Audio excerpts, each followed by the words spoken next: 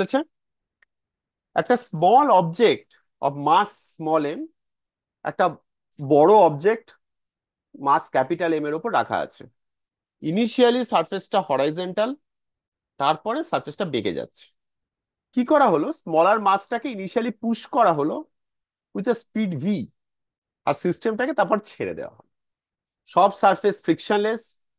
Find the speed of the larger block when the smaller block is sliding on the vertical path। মানে small M মাসটা যখন এই vertical পোর্শনটায় পৌঁছে গেছে, তখন ওই লার্জার মাসটার কত ভেলোসিটি সেটা বার করতে হবে। কারেক্ট? এবার একটা কথা বলো, ফার্স্ট পার্টটা আগে আমরা সলভ করিনি, খুব সহজ, এক লাইনে হয়ে যাবে।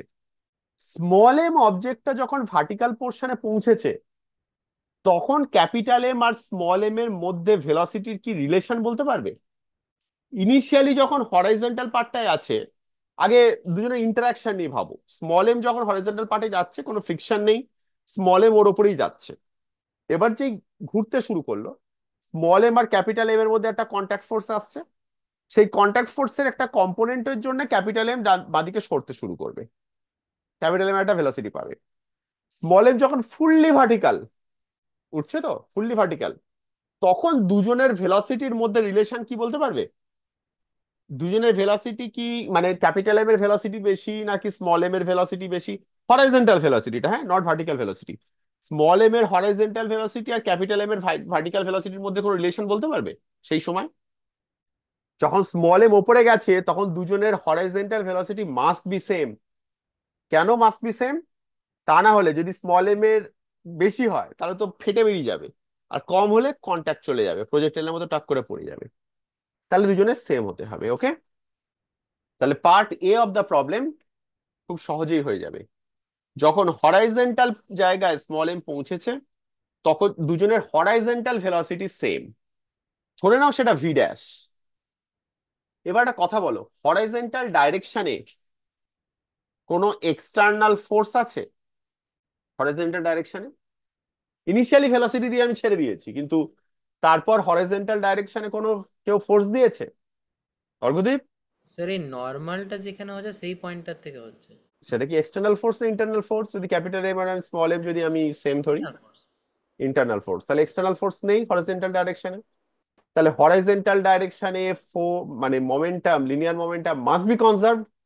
তাহলে আমি লিখতে পারি capital M plus small M into V dash is equal to M V.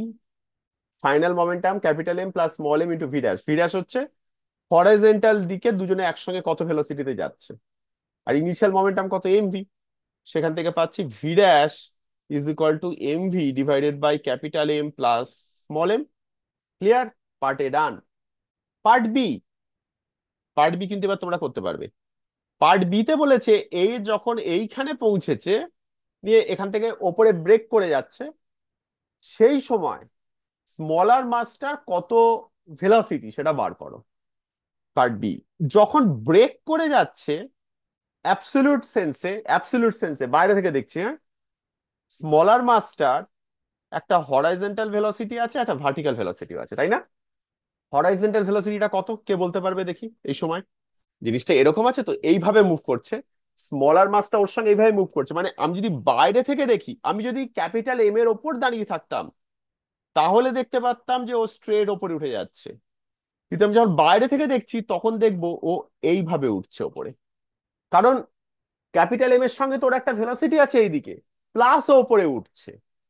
তাহলে এর একটা হরাইজন্টাল ভেলোসিটিও আছে, একটা ভার্টিক্যাল ভেলোসিটি আছে। এবার হরাইজন্টাল ভেলোসিটিটা কত?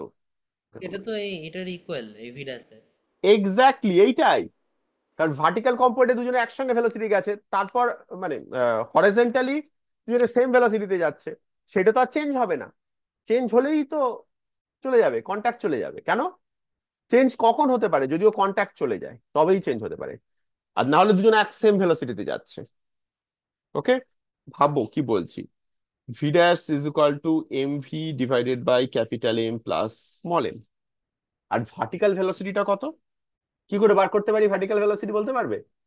ভার্টিক্যালি তো আমার মোমেন্টাম কনজার্ভ হবে না। কি কনজার্ভ হবে? স্যার এনার্জি কনজার্ভ হবে। এনার্জি কনজার্ভ হবে। এনার্জি দিয়ে বার করব। আমার কিভাবে করব?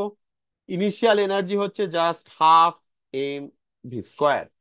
ফাইনাল এনার্জি কত? হাফ ক্যাপিটাল এম, তার যা ভেলোসিটি, ক্যাপিটাল এম এর কত ভেলোসিটি, এই এইটাই, M V divided by capital M plus small M whole square.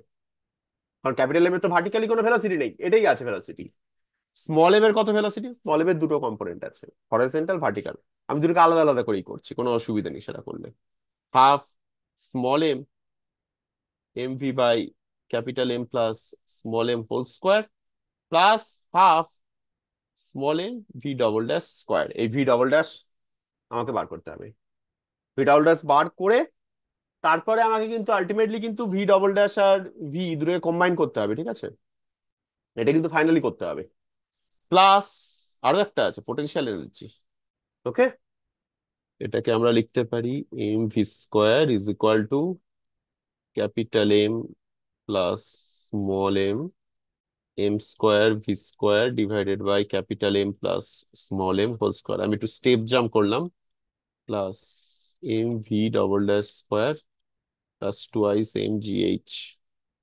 আমি লিখতে পারি V square into one minus small M by capital M plus small M minus twice G H is equal to V double dash square. এখান থেকে V double dash স্কোয়ারটা আমার বেরিয়ে যাবে, V square into capital M by small M plus capital M minus twice G H. এটা V double dash square. আর V square আমার জানা আছে। নেটটা কিন্তু ভি ড্যাশ স্কোয়ার, মানে আমি যদি নেট ভেলোসিটি কত, সেটা হবে হচ্ছে V double dash square plus V dash square, মানে V square capital M by small M plus capital M minus two G H plus V dash square. V dash আমি বার করে ফেলেছিলাম, M V by capital M plus small M by capital M plus small M whole square. এখান থেকে আমি V square M plus capital M common নিতে পারি, তাহলে capital M plus M square divided by M plus capital M minus two G H. এবারে ঠিক আছে, V square M plus capital M whole square capital M square plus small M capital M plus M square minus two G H. তাহলে V net হচ্ছে এটার under root. ঠিক আছে, বেরিয়েছে তোমাদের? পার্ট সি নিশ্চয়ই আমার আর করতে হবে না। দেখো কতটা ম্যাক্সিমাম হাইট যাচ্ছে, বলেছে এই স্মল অবজেক্টটা ম্যাক্সিমাম হাইট কত যাচ্ছে। এটা কি এনার্জি দিয়ে করবে নাকি এটা, এনার্জি দিয়েও করতে পারো, এনার্জি দিয়ে যদি করতে হয় তাহলে কিভাবে ভাববে? এই স্মল অবজেক্টটা ওপরে কিভাবে উঠবে অ্যাজ আ প্রজেক্টাইল, তাহলে ম্যাক্সিমাম হাইটে কিন্তু ভেলোসিটিটা জিরো হয় না, ভার্টিক্যাল ভেলোসিটিটা জিরো হয়। তাহলে ভার্টিক্যাল কম্পোনেন্টটা নিয়ে তোমায় কাজ করতে হবে, কিন্তু হরাইজন্টাল কম্পোনেন্টে না, হরাইজন্টাল কম্পোনেন্টটা যেমন কাজ তেমন থেকে যাবে।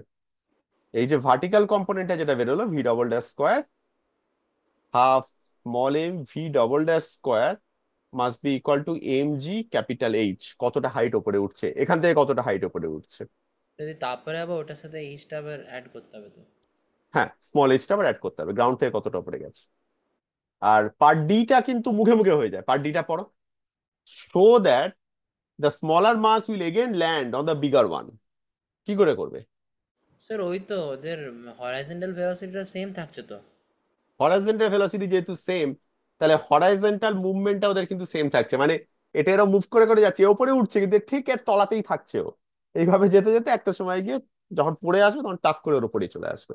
এবার distance travel by the bigger block আশা করি করতে পারবে, কোনো অসুবিধা নেই। ফ্লাইটটা বার করে নিতে হবে, টাইম অফ ফ্লাইট বার করে নিলে হয়ে যাবে। ভালো অঙ্ক কিন্তু, ভালো করে পুরোটা বাকিটা করবে। ওকে।